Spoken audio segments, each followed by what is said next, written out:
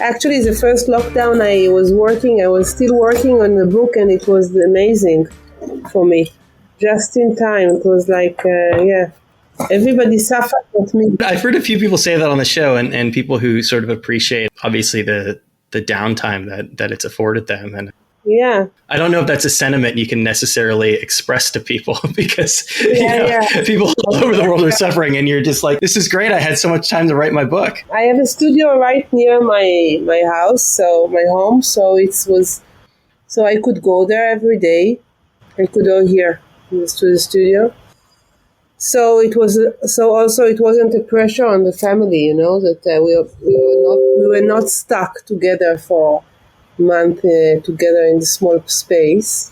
I mean, I assume that in normal circumstances, it can be difficult to get things done. You've just got your life and everything else, and then all of a sudden you're working on this massive book, and you kind of have to set everything aside for a certain period. Well, I have kids for 26 years now, so it's I'm over the hill already. My daughter is 26 and my son is 19. So if anything, at this point in your career, it's probably maybe easier to find the time. I mean, I guess your kids would have been fairly young when you wrote your first book. Yes, they were. Yeah, I was very concerned about time, and it's not that now I have a lot of time, but then it's different. Like the working mom, it's really a big thing. How to be, because then I didn't live for my comics, so I felt I have 3 careers: as a mother, as a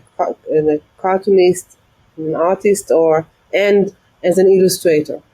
So I had to combine these 3 careers together into 24 hours. So, then it was a challenge.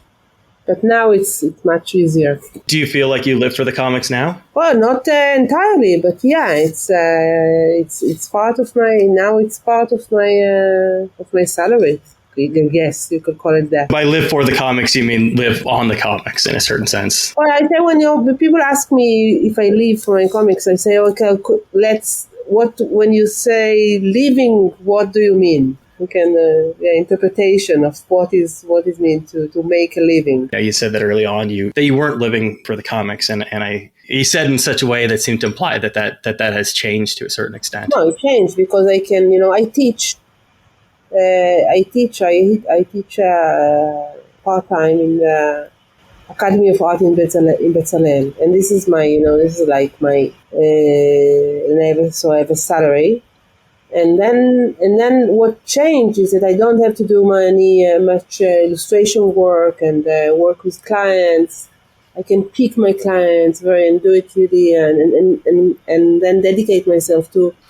While I was doing tunnels, I dedicated myself to tunnels. So it wasn't the only thing that I did, but it was the main thing that I did, like every day for a few years. So, and I could afford it. So this is the main thing for me. Was illustration kind of a stepping stone for you? I mean, was the ultimate goal to make comics? When I started working, I was editorial. Mostly, I was an editorial illustrator. But I was doing comics since I was still a student in the Academy of Art, and in my third year, I already had a comic strip in a newspaper, and I didn't stop doing comics. It was a big part of what I was doing in my everyday life, and until now, I don't really separate what I do. I teach. I illustrate, I write children's books, or illustrate children's books sometimes, do a little bit of editorial illustration, and my main thing is doing comics. But everything is like, for me, it's part of the same thing. It's writing, drawing, even teaching writing and drawing is also part of, part of my profession for me. I don't, so I try not to take things that will make me miserable. And in the last years, I do more and more, what most of the projects are my projects, or projects that I initiate, and I'm looking at the page count right now. I think this is your largest book, so it's 270 plus pages. You need to make sure that it's something that you're going to want to devote that much of your life to, that it's something that's going to keep you engaged throughout the entire process of creating the book. And I got some offers in the past to do comics for other people, for publishers, which with their subject, not even with somebody else writing it, but they offered me to do comics about. Or sometimes people are offering the script, and but if it's not, if it's not really interesting for me, because I don't do it because it's so much work. Comics, to do an illustration that takes me 1 day, 2 days of work, it's one thing, but to work for years on a book, it must be something that I'm really into it. But it's really my thing. I know that obviously there have been a lot of comparisons to Herge in terms of the aesthetic style, but I think there's something more, and in this book in particular, at the heart of the Tintin books, they're very much these child adventure stories, and you kind of have a bit of an Herge, or obviously Spielberg is probably the closest kind of pop cultural example. This adventure underpinning that you've got that is that hook that I think will keep you engaged. Yeah. For me, this is what when I had the idea for the story, which is actually based on a real story in some way, because I knew this guy and his father when I was in my 20s. I studied with this guy in the academy, and he was looking. It was already after they finished it, but when he was in high school, he and his father were actually digging for the Ark of Covenant illegally in a mountain near Jerusalem. And at the time, it was just funny things that he told me about his family, like haha, what a crazy family. And I didn't think about it, but a few years ago, when I remember this story, suddenly I look different, on it. I asked myself why. First, I asked me why would they do it? Why would somebody do such a thing? Because I dig, in the mountain for years. It's really difficult thing to do. But it also seemed like an adventure story. Like it can be an adventure developed into an adventure story. And I was looking for a story. I was looking for an idea for my next book. And it seems, like a treasure hunt. Of course, I love Indiana Jones, and I saw these movies many times, and I like to, I like to take this story that, like in Exit Wound, it's like romantic comedy. So my next one was like taking the structure of a romantic comedy, or here like an adventure story, and then putting inside, all these themes that are interesting for me. And Herge was, this time he was a big influence, because it seems, it sounds like something that Tintin would do.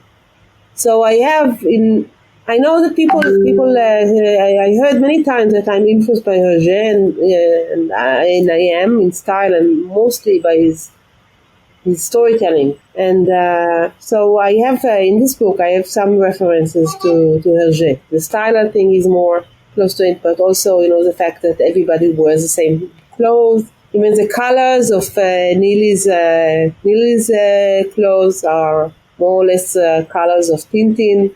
So I was playing a bit with this medium, and with this influences of other artists, and creating this book. Like I wanted it to be like an adventure story.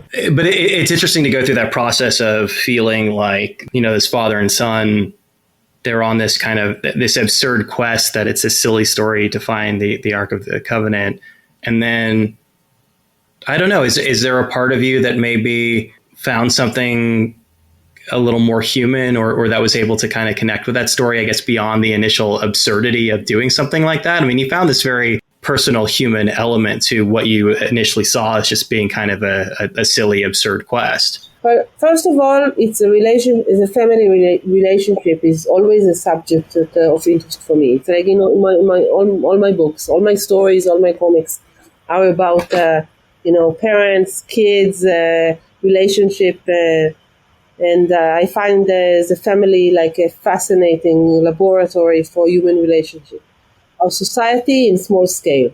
Because it's very similar, because you don't choose your family, but you also don't choose your culture, or you don't choose where you are born and into what culture and what politics you are born into. You can live it, but even if you live it, you're still part of it, because you left it, because you rebelled against it. When I started to think about why did they do it, because I knew the family quite well, and they weren't religious, they weren't mystical people. They were more or less, just a family, regular family. And I started reading about and learning about archaeology, which actually also I wasn't I wasn't particularly interested in archaeology before. Started to study about it and about history, and then I saw that I found out that archaeology is connected with so many wonderful things that are interesting for me, like history and politics and money and crime, obsession, all kind of, and also I understood how it's not that I didn't know, I wasn't aware of it before, but I became more and more aware of how archaeology, or how the stories from the past are used in Israel to as a tool or as how Zionism used archaeology and the Bible and to justify itself.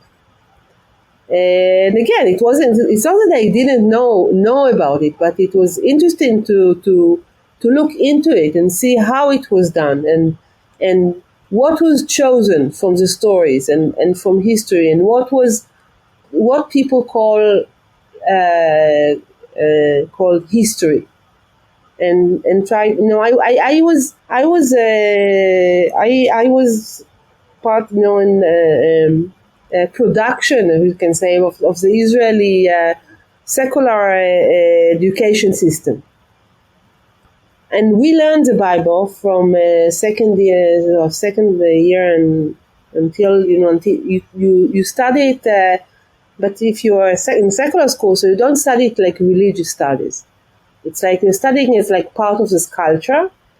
You study it like in the beginning, it's stories. It's not exactly, because you study literature and you study history and then you study the Bible. And what is it exactly?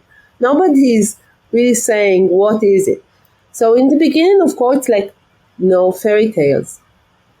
And then suddenly around fourth grade, around Exodus, around, when the Hebrew came to Israel and conquered it, and then suddenly it becomes you are taught, again, it's very vague, nobody is saying it, but it's taught like history, like actual history.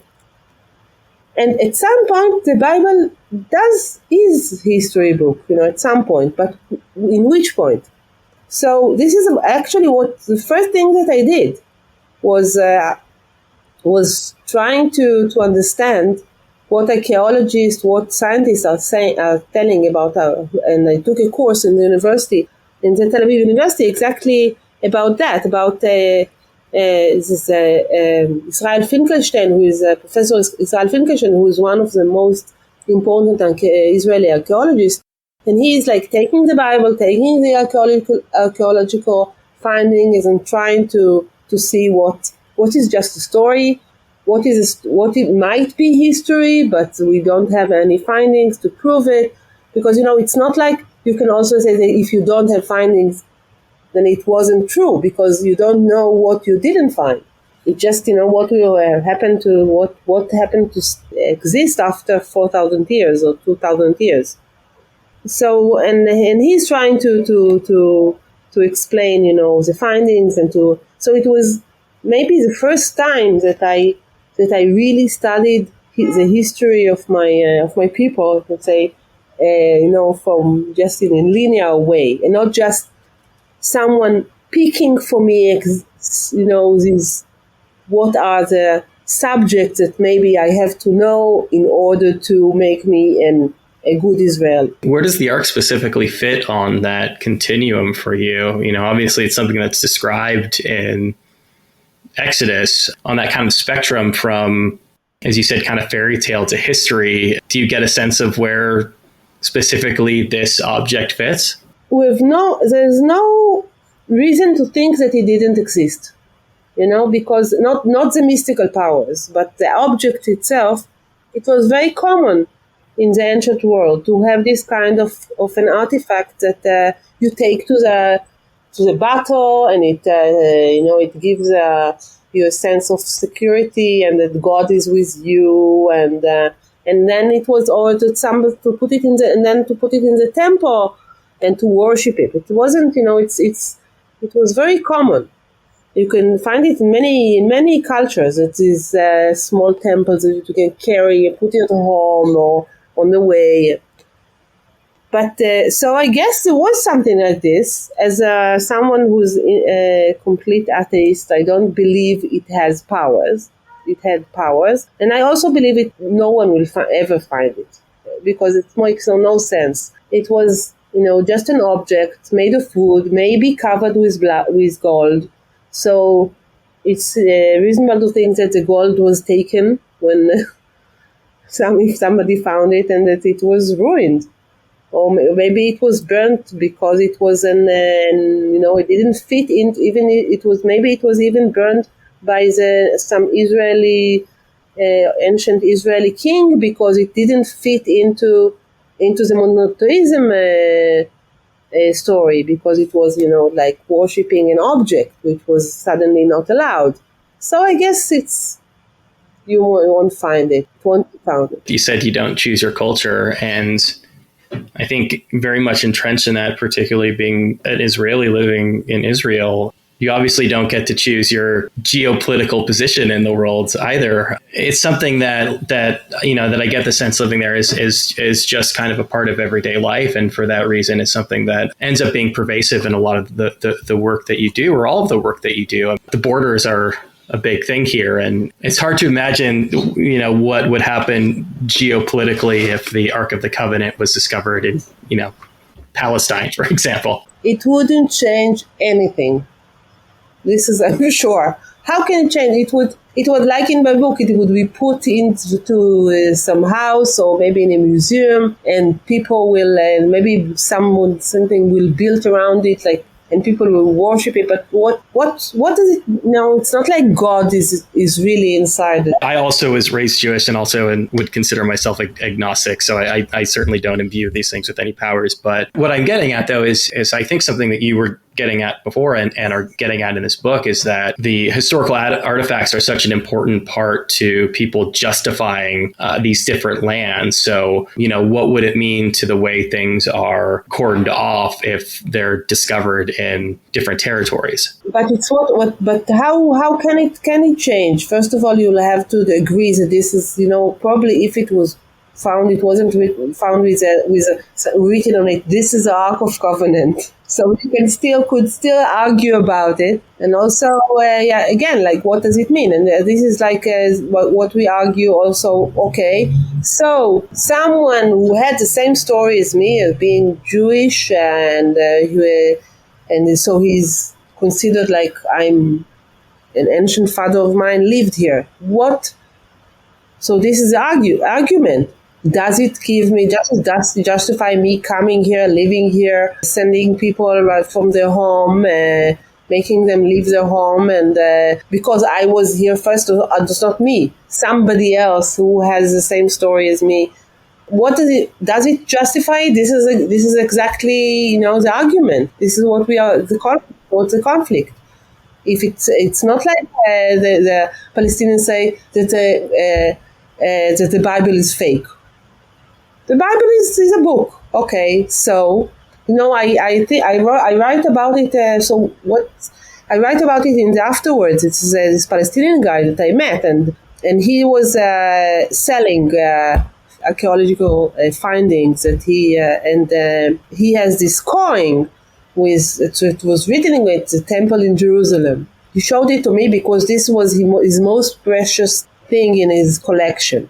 Because what people who are buying these things are usually Jews, so he's looking for this kind of findings.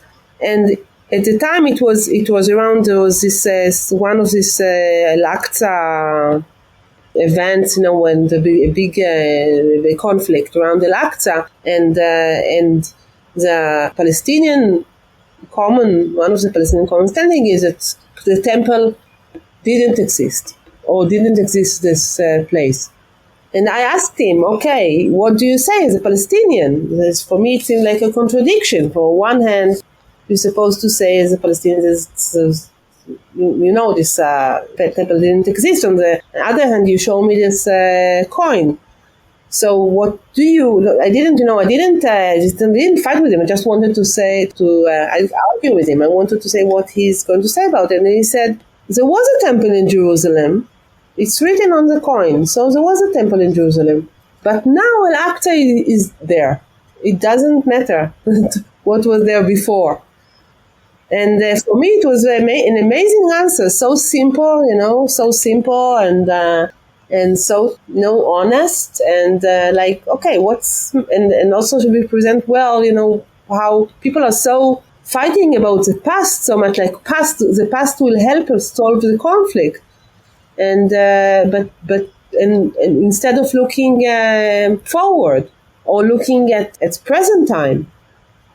And it's very typical to Israelis to look 4,000 years backwards, or maybe 2,000 years forward, say when the Messiah will come, when one day, but not just religious people, you hear it a lot, that says one day it will be solved, but it won't be in our time. We say that it will be solved, it's for sure, because you don't know any conflict in the history that wasn't solved. Somehow all conflict, usually it's very brutal, but conflicts are solved. Somebody is winning, somebody is disappearing, something, is being extinct. So something happens, and you don't have still a conflict that from 2,000 years ago that wasn't solved. So it will be solved. So it's easy to say one day it will be solved, but how? Let's do it now. There is something kind of defeatist to that, to this idea that it's not going to happen during your lifetime. Do you feel that is kind of the common sentiment among Israelis? Yeah, especially in the last 20 years. In the 90s, when Oslo agreements, and Rabin was alive, then it was suddenly time was it seems that it's going to happen, that it's going to be solved. It seems like it's going to end, and people were full of hopes. And also I remember when I was a child, there was always this hope for peace and songs about peace, no matter what politicians did but there was this hope. At least people were talking about peace. Now nobody is speaking about peace anymore. And to tell you the truth, it's not that I have any idea how to solve it. I know it's very, very it's maybe much more complicated than it's even more complicated from the inside than from the outside. It's not like, even though I'm consider myself from the peace part of the peace movement. I consider myself from the left, but still, and I have I'm ready for many solutions, open for many solutions, if they're not involved violence. But even me, I don't see how, it's not like in the past I was very convinced, what should be done. Now I'm not so convinced what should be done. It's not even what will be done, but what is the right thing to do. It became more and more complicated. Of course, like a disease, if you don't go to the doctor and you just neglect the disease, and it's just becomes worse. Treating the symptoms versus the underlying cause. Yeah. You distill a lot of this really nicely on this in this page right here, where two of the main characters are talking to each other, and it's done in a fairly, lighthearted, jokey manner, and they're having a conversation around who dug here first, whose tunnel it is. You've got the protagonist, the Israeli character, you've got a Palestinian character, and it's very much, it's a distillation, right? It's a distillation of the exact argument that we were talking about who was here first, and therefore who has the right to this land, and the use again of these archaeological artifacts to justify that I was here first, but I was here first 4,000 years ago. Yeah, who was here first? Like children, like fighting. Yes, I think this is like the core of the book. This of this frame, this small dialogue that represents for me all the conflict in a nutshell. From where do you start counting? And it's something that that you do in a humorous manner, that you are poking fun of to some degree, but obviously it's very serious and is impacting a lot of lives, and a lot of people are dying. How does something like that go over in Israel when it is a little bit of a kind of a satire of this very serious situation? Well, Israelis have humor. Dark humor and satire is really, it goes here very well. It's not, I don't think of a thing that there are very few things that you are not supposed to laugh about. I think you will probably find here the most dark Holocaust jokes in the world that people will easily tell each other. And also, just remember that my audience, the people who read comics, they are more or less like me. So they have my beliefs and I think, but there are not so many people who are laughing about the conflict. I was trying to show the absurdity in the situation. It's not like I'm thinking the conflict is funny. But I think to show the absurdity of it is something that, for me, maybe it's a way to cope with it, Maybe it's a way to cope, and also it's a way to look at it from the outside, and not let myself not to be too serious about it, just because maybe if it's not serious, maybe it's solvable. But it's also a way to look on the world. I think it's also a way to look at any situation that I. But about it, I will tell you something that I saw. When I was doing the research, I watched a lot of YouTube movies about soldiers, settlers, Palestinians conflicts in the West Bank, because now everybody is shooting everything. Everything is filmed. You have so many people have their phones, and everything is on camera. And I saw this film about, it was a well, for water, a natural one in the West Bank, that it belonged, Palestinians used it for their fields, and settlers tried to take control of it, and a group of then a group of activists, Israeli activists, Jews, came to fight with them in order to not to let them take it from the Palestinians. It's a natural well. It's not belong to someone. It's belong to it's nature. So the scene was like this. There was this people fighting. A young settler, very stereotype one, was how you imagine it. Young one, he was probably 19 or 17. And the woman, an activist woman, about Israeli activist, around 50 or 60, I'm not sure, a woman. They were fighting, not yelling each other, really fighting, and on the sides sat this Palestinian guy with a car, trunk for water, that he came to take the water from the well. He was sitting, looking at them fighting, and laughing, because it was really funny. It was like something in a silent movie, because imagine a 50-year-old woman and 17-year-old settler fighting over a well. So all the situation, which of course was very serious and important, but it was like a funny movie also. So this is what I was trying to capture, this absurdity, this serious funny thing, this terrible, very terrible, and yet funny situation.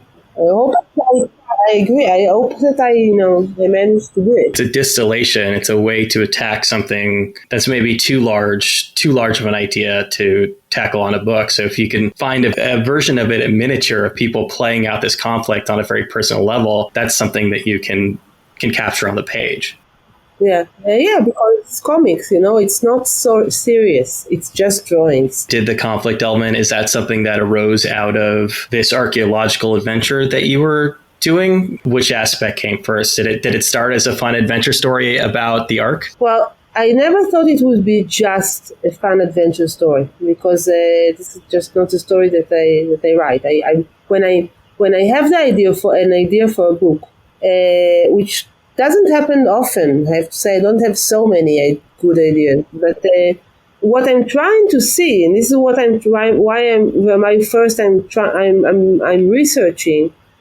If it has, it has to be something that it will be, first of all, an interesting story for a reader, or at least for me, like an adventure story, love story, something, treasure hunt. And at the same time, it should be like Velko. It should also be something, a subject that themes that like great themes can stuck into it. It should bring you with it, like these themes that I want to deal with. So it wasn't like I was telling him, now I want to deal with a conflict. I was looking for a story.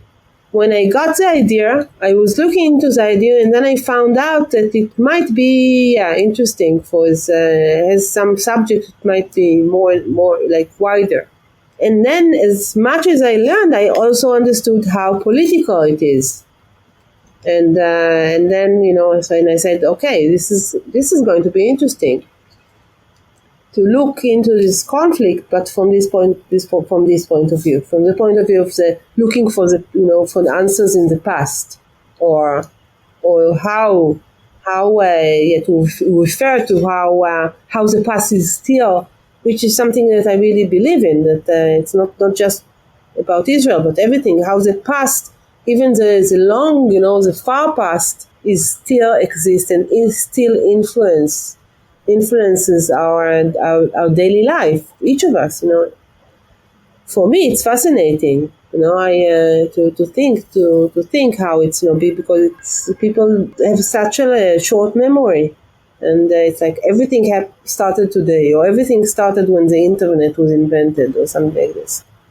But no, things has very deep roots, and the roots are still has still a very powerful influence. And this is also, the property is also about this. But then I went 80 years back, in the previous graphic novel.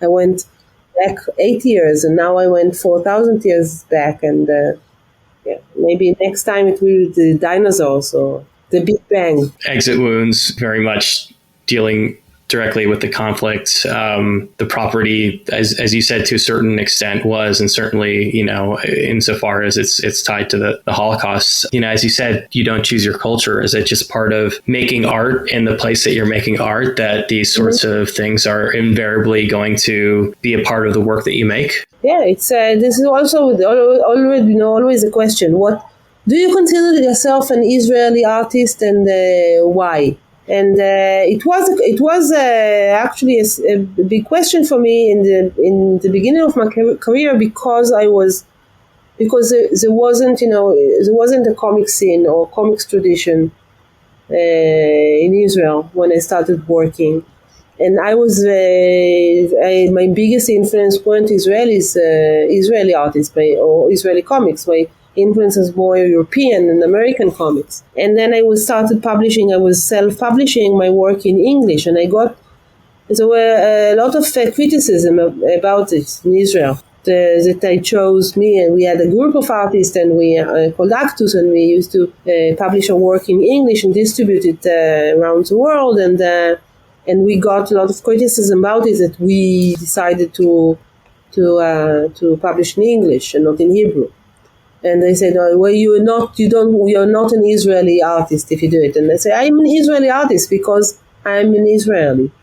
And anyway, anything that I do is Israeli." Thematically, it almost could have been a sort of a young adult book, or it almost, it could have been sort of a more direct adventure book. I know you did that book for Toon Books a while back. Were you considering, potentially targeting something like this at younger readers, or was it clear who you were writing for from the beginning? Well, I don't mind who's reading my books, and I think what's nice about comics, I found out about comics, that it's not divided so much to age groups like literature, because you can find adults reading Superman and Tintin and enjoy it, not enjoying it like a nostalgic way. They just enjoy it, or manga, and you can find young. Actually, I was surprised, but that I had also I had some very young, quite young audience. I got emails from kids who are 10 or 9 who read my book. My nephew, who was the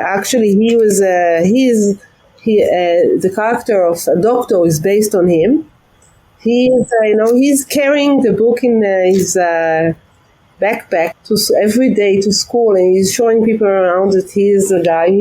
But he read the book several times. So, and he understood it maybe differently. He didn't understand everything that I put into the book, but I think it's always like this. You write a book, and people read it, and they read it on all kinds of level, or on kind of they connect to it in maybe to things that you didn't think about. This is the magic of art.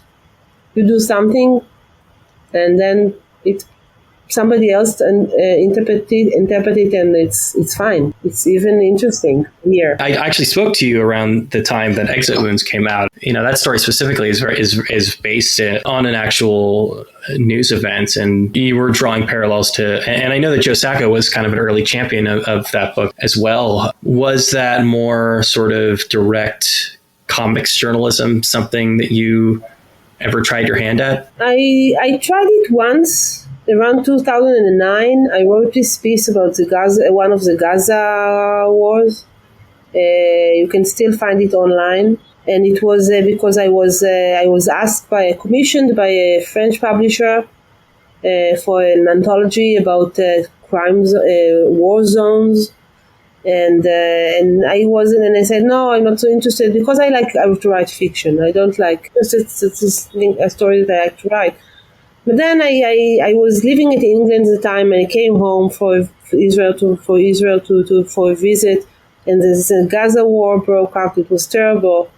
And then I said to myself, maybe it's irresponsible not to take this project, because I had this opportunity to show it from my point of view, or from an Israeli point of view. And I asked this journalist, because I'm not a very brave person, but I have this friend who's a journalist, and it's very, he has no fear. He went to the most scary places in the world. In Israel, he interviewed the most frightening terrorists, and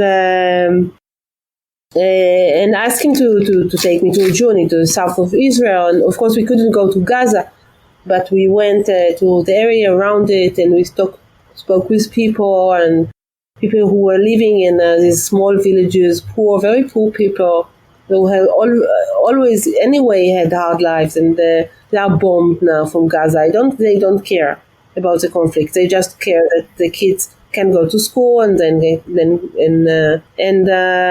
I did a piece about, and we did together. We wrote these comics about the situation, and it was interesting. Especially, it was interesting to go with this journalist to see how he's interviewing people. I learned a lot from him, but I don't like this piece so much. It's okay, but I don't feel comfortable with it so much. I don't feel it's comfortable with it like with fiction. I think in fiction I'm more free to express myself, I don't feel any obligation, not to the truth. I have obligation to the truth, but I don't have to hide anything because it's not me. For example, if I have some terrible racist thoughts that I hide from the world, I can put it into one of I can put it into one of the characters, and it's not me, it's him, or the opposite. I can say anything that I want because it's not me, it's just one of the characters, and so it's I can base my one of on the character of somebody that I know and tell what I really think about it, him or her, and she won't recognize herself in the character, so I have just more freedom, and it's more fun because sometimes reality is not enough. You have to exaggerate reality in order to be accurate. No, sometimes reality is not accurate enough. Sometimes what you had to add to it to feel that this is exactly what you wanted to say, what you wanted to show, or what you think about the situation. I love to read comics journalism. I'm not against it, or I love it, but for me, fiction is it's more, it's more for me. There's a little bit of you in all the characters, regardless of how good or bad they might be. Yeah, me, other people, and it's not only about politics. The book is also about motherhood. For me, at least, it's about motherhood. Also about the relationship between the brothers, between the father and his children. Friends, there's two friends, the father and his rival, the bad man of the book, that they were friends and then they became enemies. So it's many things that I take I steal a lot from life and combine it into something that tells what I want to say, what I want to tell, how I see the world.